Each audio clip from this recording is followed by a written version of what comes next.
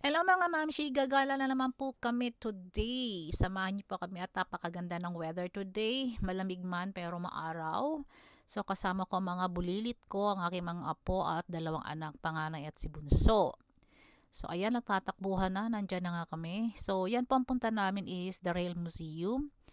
They opened around 2007, I think October. May entrance po, affordable naman yung entrance. So at pagpasok namin, ayan na, takbuhan ng takbuhan yung mga bata. Nag-enjoy na sila sa lawak. Actually, parang wala naman silang pakialam kung ano yung museum. Ang gusto lang nila magtatatakbo. Nag-wait pa kami ng konti sa aming kasama dahil nga sila yung may hawak ng ticket namin. Ayan. At yan po, may dala silang cooler kasi nga pwede po pala magdala ng food dito. Ayan, bongga, 'di ba? Kasi usually pag mga ganito parang bawal magdala ng food. Pero this museum is amazing. Pwede ka magdala ng food. So, pwede po kayo mag-celebrate dito or kung meron kayong pa-meeting, business meetings na may dala kayong food, pwede dito. Kasi meron naman nakabukod yun sa taas. Ayan. Pag-akit namin sa taas, ayan, nakita namin sa baba yung mga trains. So, ayan nga po. Sa taas, merong tables and chairs. So, talagang merong specific na place para sa mga tao na may bitbit na foods. Ayan. Ayan. Pwede kayo magpa-reserve. So, ayan na nga. May food nga po palang libre. Hindi ko yan inaasahan dahil meron palang may birthday. Invited lang yung anak ko. Sinabit lang ako dahil nga malayo ang lugar at wala magda-drive. Ayan pang may birthday celebrant, si Alex. So, ayan. Siyempre, nakikain na nga. Libre pa yung entrance. Bongga, 'di ba? Salamat na salamat talaga sa parents ng birthday celebrant. Ayan po, kakantahan mo na si Alex. Kanantahan mo na lang happy birthday. Ang kukulit ng mga bata. Ang tagal-tagal kaya niyan dahil nga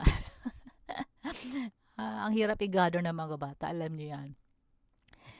So, nairaos din naman kahit wala rin palang dalang candle. Ayan, yung tatay. Siyempre, para-paraan para makapag-blow ng candle ang kanilang bagets. So, nairaos. Pagkatapos po namin magkainan, parang hit and run. 'Di ba? Ayan, nagra-run na nga ang mga bagets. Nagtatakbuhan na, naglaro na, and then we decided to go down dahil nasa baba po ang pinaka-museum. Pumasok muna kami dito, merong maliit na music museum. So, ayan na, dumiretso na kami doon sa mga trains. Ay, hindi mo alam kung sino susundan mo pag marami kang bit-bit na bata.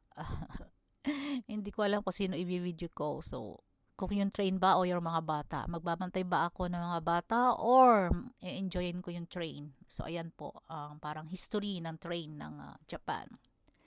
So, of course, takbo rito, takbo doon yung mga bata. Nag-enjoy sila sa train at lahat yata ng train sinakyan nila isa-isa. So, ayan.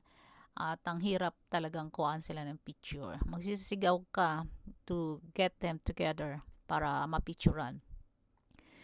So, video is yan. Sunod ka na lang ng sunod para makapag-video sa mga bagets.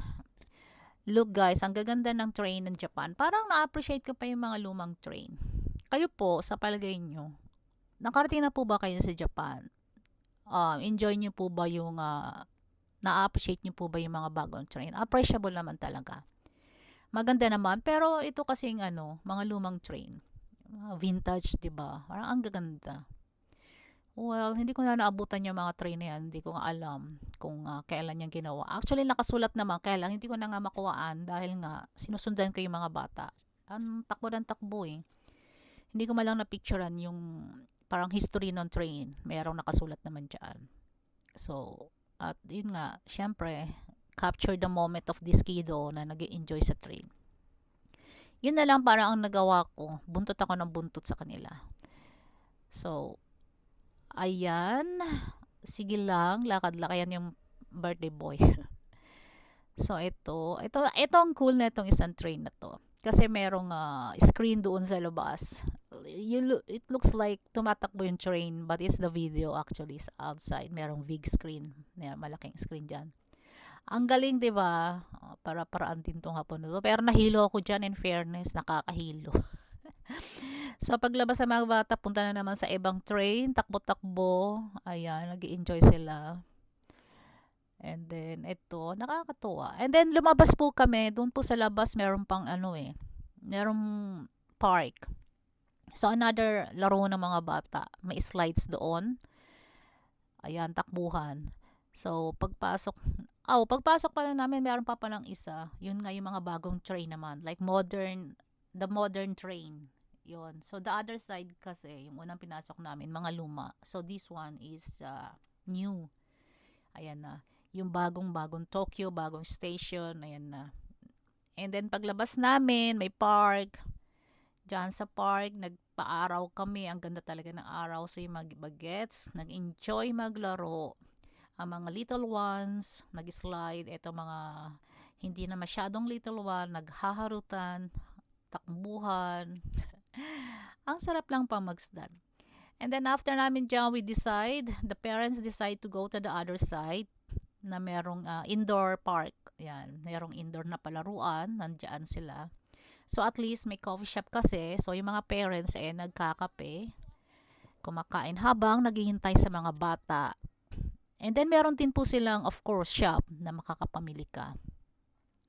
And then parking po, may bayad din yung parking. So I think, I don't know, ilang oras kami dyan. Dumating kami ng 10 hanggang 3 o'clock. 1,000 yen po ang binayaran ko sa parking.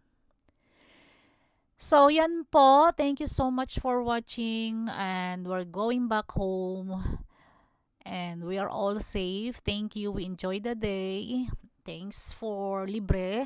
'Di ba? Yun lang gastos. Yung kain namin dun sa last restaurant. Bye!